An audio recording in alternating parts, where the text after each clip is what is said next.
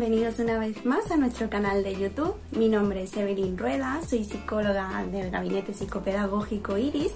y siguiendo la dinámica de mis compañeras, en este vídeo os voy a hablar del trastorno negativista desafiante y el trastorno de conducta, así como algunos aspectos generales de la intervención en ambas problemáticas.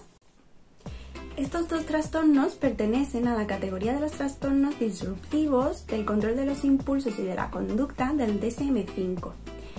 En esta categoría encontramos dificultades que se manifiestan en el autocontrol del comportamiento y también en dificultades a nivel emocional, como puede ser ante casos de agresividad o en aquellos casos donde existe un importante conflicto a la hora de respetar las normas de la sociedad o ante las figuras de autoridad, como por ejemplo los padres, los profesores, etc.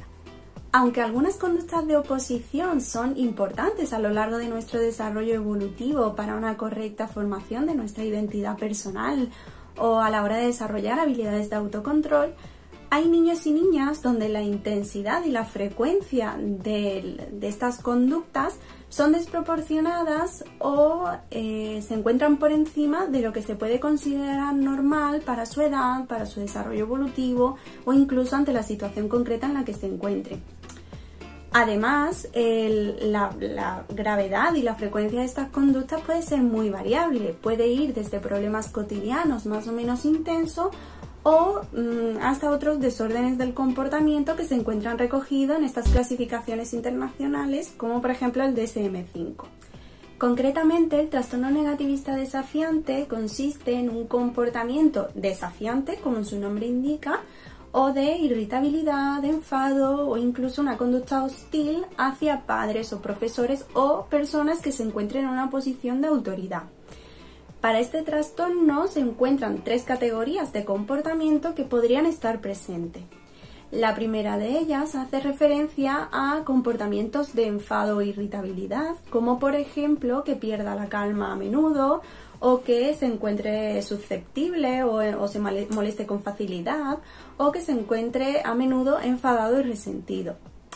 En segundo lugar, encontramos comportamientos más relacionados con discusiones o con una actitud desafiante, como por ejemplo que a menudo discute o desafía activamente o no respeta las normas que son impuestas por personas de autoridad, o que molesta de forma deliberada a los demás o que incluso los pueda culpar de sus errores o de su mal comportamiento.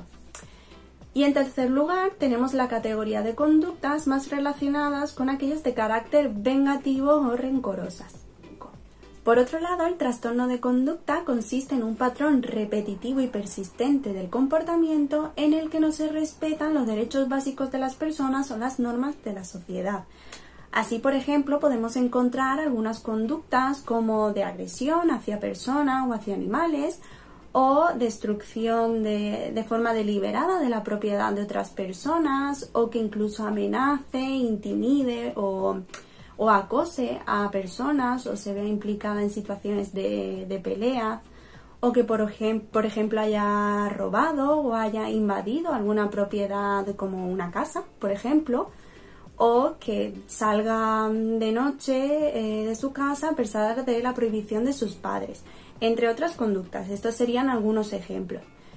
Para realizar este diagnóstico de trastorno de conducta, el individuo debe tener una edad de 18 años o más de 18.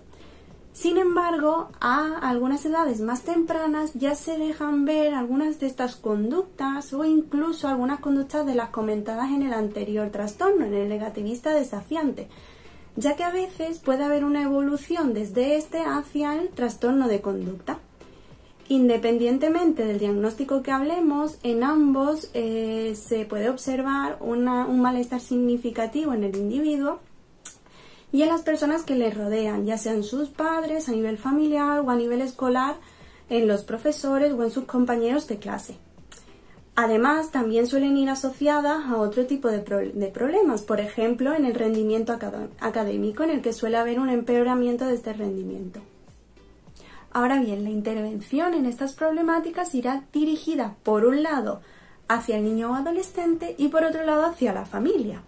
A nivel familiar, el objetivo que se pretende conseguir con esta intervención es realizar cambios en las relaciones familiares, Por ejemplo, mediante la mejora en la comunicación que puede haber entre sus miembros a la hora de reducir conductas desadaptativas o, por ejemplo, promover que todos los miembros de la familia puedan trabajar en equipo. A nivel individual, la intervención con estos niños y adolescentes va a ir dirigida a los siguientes objetivos. En primer lugar, se pretende mejorar la expresión de las emociones, no solo del enfado y de la ira, sino en general explorar su mundo emocional y ayudarles a gestionar sus emociones y expresar todos sus sentimientos de una forma más sana. Por otro lado, también podemos ayudar a mejorar el autocontrol y el control de los impulsos ante diversas situaciones. Podemos dotar a estos niños o adolescentes de ciertas habilidades, como por ejemplo de comunicación, para establecer dinámicas más asertivas a la hora de expresar sus opiniones, por ejemplo, o también otras habilidades de interacción social y escolar, ¿no? que promuevan la tolerancia y el respeto hacia la diversidad o hacia otras personas, como una forma también de prevenir la violencia. O también se pueden trabajar objetivos como, por ejemplo, aumentar el autoconcepto, la autoestima, ya que en muchos casos hay problemas de autoestima. O mejorar el rendimiento escolar en casos donde fuera necesario, con técnicas de estudio, por ejemplo, o con otro tipo de técnicas. Por otro lado, los objetivos que se suelen considerar a la hora de una intervención familiar ante estos problemas suelen ser los siguientes: ayudar a los padres a desarrollar habilidades de crianza que sean más positivas y menos frustrantes para ellos, por ejemplo, a la hora de poner límites o de poner normas en casa. Se puede trabajar cómo poner estos límites de una forma clara y efectiva y de cómo también poner consecuencias de una forma también efectiva y constante a ese mal comportamiento. Por otro lado, también será importante elogiar aquellos aspectos positivos o aquellos comportamientos adecuados que veamos en los niños o los adolescentes,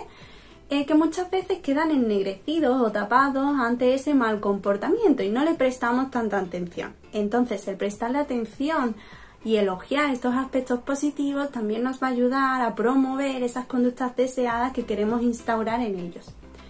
Por otro lado, también podemos trabajar en otro tipo de técnicas, como por ejemplo de autocontrol o a la hora de resolver problemas, sobre todo ante esos momentos de conflicto,